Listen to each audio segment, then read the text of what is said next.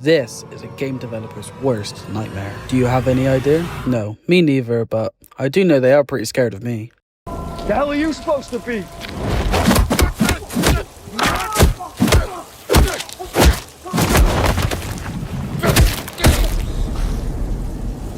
I'm vengeance.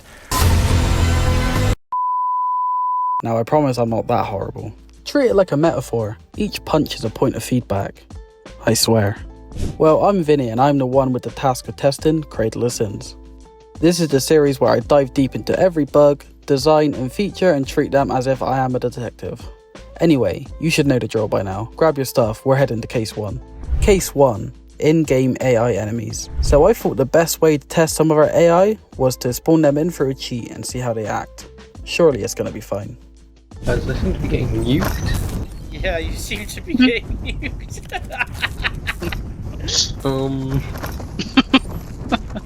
This is not cute or working. While testing, we realised that they could actually not be damaged, which is obviously a problem. But what was nice that it was a lot more fun to play with these AI chasing you.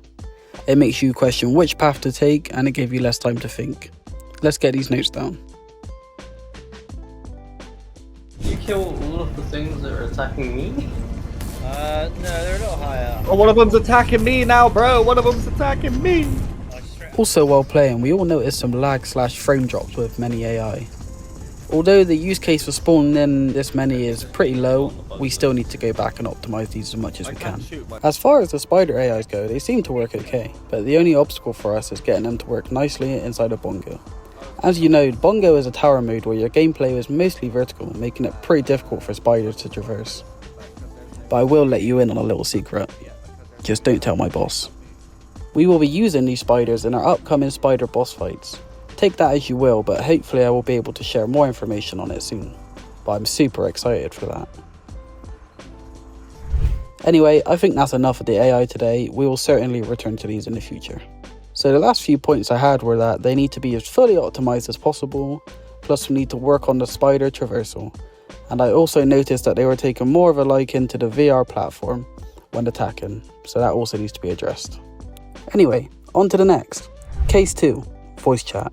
I've been warned that the voice chat is in still a pretty early stage, but let's give it a try. Let's change my sound. Yes. Hello. Can you guys hear me? Oh, can you hear me? Can you hear me at all?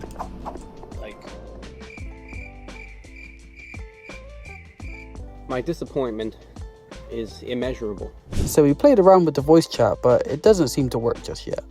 The good thing though is that the menus have all recently been refactored, and we have a lot of audio settings, and the option to select input and output devices.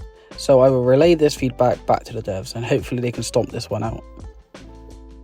It's not related to the voice chat really, but while I'm on the topic of the menus, I think it's worth mentioning the amount of progress on the menus. We have fully customizable graphic settings, audio settings and keybind changes, and even for VR, you have the same options with calibration settings. Dear God in heaven. It's so beautiful. It's not the most exciting thing to show off, but it's nice that we now have the option for players to play how you like. Case 3, VR weapons. As one of our developers, Reese, has had a lot of experience developing a lot of our weapons, I thought why not take him into a game to test some and get his thoughts and context when creating these weapons. I wonder what it does. Yeah, that is much more. Ah! Oh. I'm blind. Oh, this is cool. I actually like this weapon, I just think It's a bit OP. yeah, and the VFX need a little bit optimizing. As far as crossbows go, this one was pretty unique. It had a nice realistic curve to its shot, and the explosion was super satisfying. The only problem with this one I think is it probably needs some balancing. I can see that this is a bit overpowered, but it being fun is a great start. Let's give the hammers a go. Yeah, do bonk. That's what we care about. Bonk. Bonk. Oh no. Ah, my head. So the hammers certainly do what hammers do, and they work pretty well. To improve, we could add some sounds on impact and maybe some VFX. We also need them to have durability like the swords to avoid swing spam. Let's move on to something a bit more unique, the slingshot. Starting prototype of my slingshot weapon. Yeah, I haven't seen it with the lava mixture. Oh, And it doesn't explode normally. oh, I'm dead. Oh, I murdered you. See, he looks close. He has a little animation of running at the the bug in it is a bomb, I guess. Seems to hurt you a lot more than it hurts the enemies, though. It's kind of silly. I missed. Get away from me. I think the explosion and he goes so far. Oh no. Yeah, just... Is that what my key I just think you have to get a direct hit for it to actually do like a good amount of damage. I wonder what's like a Now that's a lot of damage! does 19 damage to a person. While the slingshot was really fun, easy to aim, and again pretty satisfying and looks very cool, one thing we noticed about it is the explosion did way too much damage to players, and it did way too little damage to crystals. Apart from those two balancing issues, I'd say it's a pretty good weapon. Let's go try some wizard staffs next. We tried a couple here because the first one we tried was pretty broken. Just single step. So that's like a black hole kind of thing. Oh, you got like hold it in. Oh, you can hold it in and it like grows. It still does no damage. Yeah, it's cool. It doesn't do any damage. It's more of a...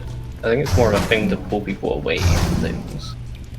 Does it work? For a second. It kind of pulls them, but it is definitely not For long long, enough. it needs to be like set on the floor. Let me see if I can get this guy off the edge. Maybe try and find a different staff to go along with it in the staff section. Head, that works. I guess if you had two weapons, you're chilling.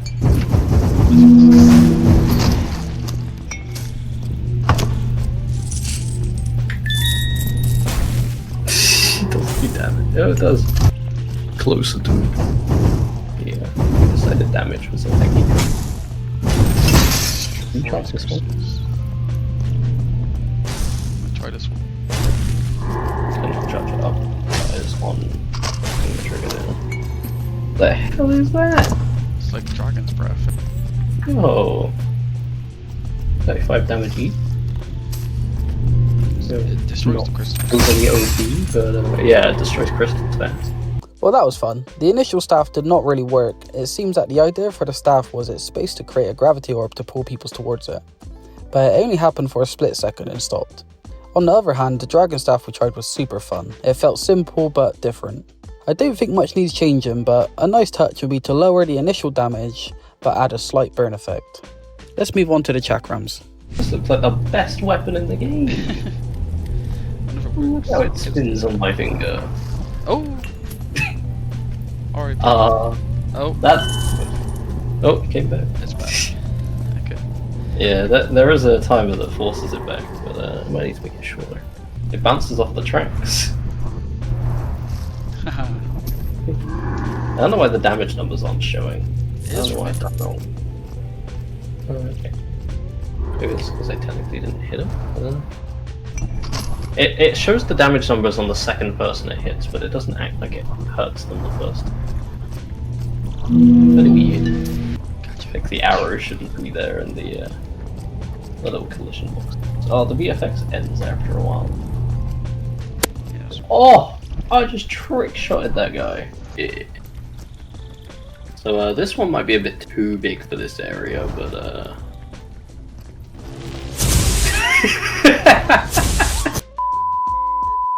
so my main problem with this is if you're like holding it straight, it works absolutely fine. The hand animation works amazingly. But if you press down the trigger and then move, the orb does not move. Like with your hand, it kind of does its thing. Kind of silly. But yeah, I definitely think the explosion radius needs to be smaller now. let's call it. So hold down. It's like fine at the start, but the actual looping animation, you can see where it like, it's so slow. It doesn't match the finger properly. That's kind of cool.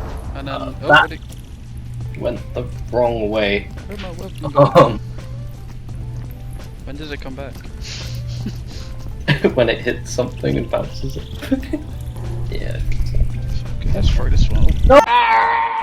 Bing! The chakrams are a different experience for sure.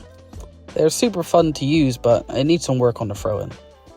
The metal and electric chakrams for the most part are pretty solid. The electric chakram needs a smaller AoE radius, and for the VFX to not be so crazy. It also needs to stay in your hand when moving while shooting. The boomerang chakram, there wasn't much to show because it's pretty broken right now. It doesn't come back right now, but at least you have had a sneak peek on the finger spin animation. But we will for sure come back to this one once it's fixed. Well, that's enough for today. It was a pretty long day QA testing. Let's get some sleep. 1 week later. God, Mondays are always so tough. I know we have a big week ahead of us with taking the project to Unreal Engine 5.5, but let's check see if there's any progress. After testing the AI again, it's nice to see that the copters can now be killed. It also seems that they are now less taxing on performance. Plus, they are actually following and chasing me now. That's good progress on these. Not bad progress there. Let's see if the voice chat's any different. I'm standing here. Pulling blocks. Yeah, it works now. They take damage and blow up. With 25%. Check my points. Check my points. Well, as you can see it works, but the quality and volume is a little off. I will relay this back to the team. On the weapon end of things, I had a play around, but not much has changed. But this is mainly due to, like I mentioned earlier, we are switching to Unreal Engine 5.5. This is a huge deal for us. It takes quite a bit of work to get the project up and running again, fixing the errors that come with upgrading the engine. But this is huge for the future of Cradle of Sins. This allows us to potentially bring forward new features like megalights and improve performance a ton. But most importantly, this allows us to build and push out updates and work quicker than ever before, thanks to the tools Unreal 5.5 provides. Make sure you subscribe to the Cradle of Sins YouTube channel and stick around, because there are many updates to come soon and you don't want to miss out, because the Cradle train is just approaching its destination, so make sure you're a part of this ride. Thank you all for joining me today throughout my investigations. It's been a pleasure. Make sure you're here next time and don't be late. See you next time.